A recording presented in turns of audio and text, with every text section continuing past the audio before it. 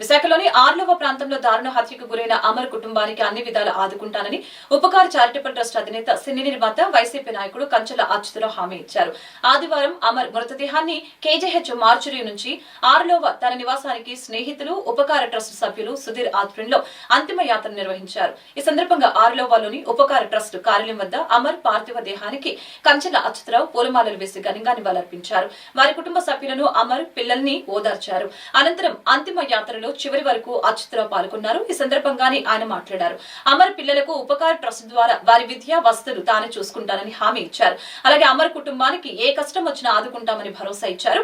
అమర్ మరణానికి కారకులైన వారందరినీ తొందరగా పట్టుకుని అమర్ కుటుంబానికి న్యాయం చేయాల్సిందిగా పోలీసులకు కంచెల విజ్ఞప్తి చేశారు. అమర్ మరణ వార్త తెలిసిన దగ్గర నుంచి అంతిమ యాత్ర వరకు ఉపకార్ చారిటబుల్ ట్రస్ట్ ద్వారా ఆర్థిక సాయం అందించినట్లు సభ్యులు తెలిపారు. అమర్ అంతిమ యాత్రలో వేలాది మంది కంచెల అభిమానులు, అమర్ స్నేహితులు, అమర్ కుటుంబ సభ్యులు, ఉపకార్ చారిటబుల్ ట్రస్ట్ సభ్యులు, తూర్పు నియోజకవర్గ ప్రజలు అధిక సంఖ్యలో పాల్గొన్నారు.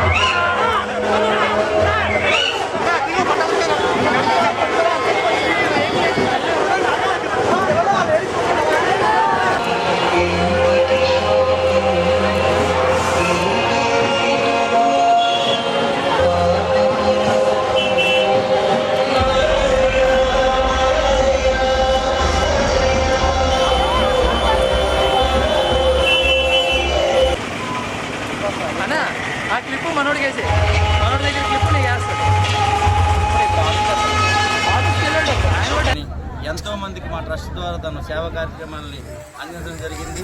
అయితే ప్రతి మనిషికి ఏదో ఒక వీక్నెస్ అనేది ఉంటుంది. సరే దాన్ని పట్టుకొని ఎదుటి వ్యక్తి ఇలాగా చేయడం అనేది అది నేను జీర్ణించుకోలేకపోతున్నా. నిన్నటి నుంచి దాన్ని నేను అసలు ఎటువంటి పరిస్థితుల్లో కూడా ఇలాంటి ఇష్యూస్ని మనం ఎంకరేజ్ చేయకూడదు. మరి అది గవర్నమెంట్ పరిధిలో ఉంది కాబట్టి ఎలక్షన్ కోడ్ కూడా ఉంది కాబట్టి నేను విన్నవించుకుంటున్నా, న్యాయం చేయండి.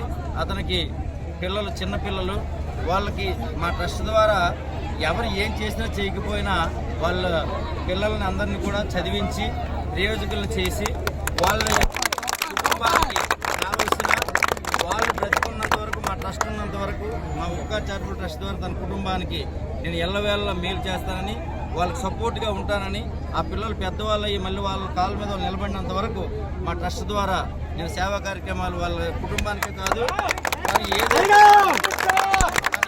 కోరుకున్నాడో ఆ కోరికని నేను నిర్వర్తించాలి. ఎందుకంటే తను ఒకసారి ఇండిపెండెంట్ కూడా తను కార్పొరేటర్గా పోటీ చేయడం జరిగింది.